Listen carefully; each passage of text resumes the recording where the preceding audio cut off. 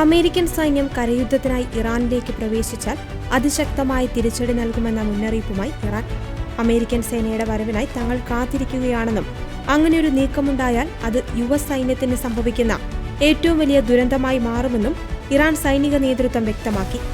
ഇറാന്റെ വിവിധ തന്ത്രപ്രധാനമായ കേന്ദ്രങ്ങൾ ലക്ഷ്യമിട്ട് അമേരിക്ക വ്യോമാക്രമണം കടുപ്പിക്കുന്നതിനിടയിലാണ് കരയുദ്ധത്തിന് സാധ്യതയുണ്ടെന്ന റിപ്പോർട്ടുകൾ പുറത്തുവന്നതും ഇറാൻ പ്രതികരണം കടുപ്പിച്ചതും. അമേരിക്കൻ സൈന്യത്തെ നേരിടുവാൻ തങ്ങളുടെ സേന പൂർണ്ണ സജ്ജമാണെന്നും ഏത് സാഹചര്യത്തെയും നേരിടുവാൻ തയ്യാറാണെന്നും ഇറാൻ അറിയിച്ചു. കേവലം വ്യോമാക്രമണങ്ങൾക്കപ്പുറം അമേരിക്ക നേരിട്ടുള്ള കരയുദ്ധത്തിന് മുതിർന്നാൽ അത് പശ്ചിമേഷ്യയെ ഒന്നാകെ ബാധിക്കുന്ന ഒരു വലിയ പ്രാദേശിക യുദ്ധത്തിലേക്ക് തള്ളിവിടുമെന്ന കടുത്ത ആശങ്കയിലാണ് ആഗോള സമൂഹം. വൻ നാശനഷ്ടങ്ങളോടെ മാത്രമേ യുഎസ് സേനയ്ക്ക് ഇറാനിൽ നിന്ന് മടങ്ങുവാൻ സാധിക്കൂവെന്നും ടെഹ്റാൻ ഭരണകൂടം വാഷിംഗ്ടണിന് മുന്നറിയിപ്പ് നൽകി.